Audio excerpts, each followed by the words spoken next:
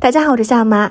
最近有很多朋友让我做这个葱花肉卷，听说要排队2个小时，没有想到一做出来就一扫而光，口感真的很丰富，一定要试一下。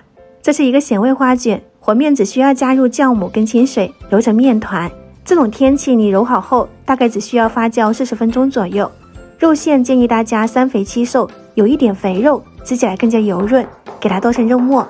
手工剁的肉馅会有一些颗粒，吃起来有嚼劲。然后加入食用盐、鸡精、胡椒粉、生抽、米酒，最后加入辣椒面、可剁辣椒，用油泼，然后激发香味和红油，给它搅拌均匀。香辣肉馅就准备好啦。然后葱花的话呢，一定要多备一点，去掉葱白，在里面加入小苏打跟香油，拌均匀，这样蒸出来的葱花都是绿的，也不会变颜色。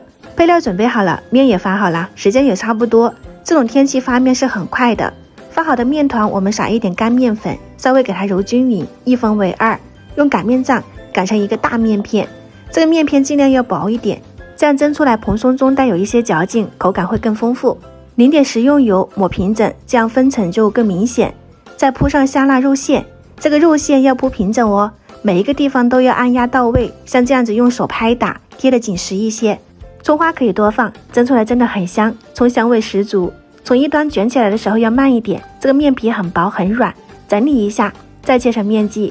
花卷的形状也很简单，2个面剂重叠，然后中间用筷子往下压，2端往下面一收，这样一个简单的花卷形状就搞定了。如果觉得双层会比较多，那就是单层的，这样一对比下来就是一个大小号。全部做好后放到蒸笼里面，不用留空隙，可以挨着放，然后静置20-30分钟，2次发酵好后再上锅蒸，大火蒸上12分钟，这样我们的一个葱花肉卷就搞定了。刚开始我是觉得味道应该还不错，但是我吃下去以后真的就很合我的胃口。它是3重香味，一种是葱香，浓郁的肉香，然后又有一点酸辣的口感，真的喜欢吃重口味的朋友，你一定要试一下这个花卷，难怪这么火爆。如果你也想吃，可以点赞收藏起来，在家里面试一下。喜欢我的视频，别忘了关注我哦，我是夏妈，我们下期再见。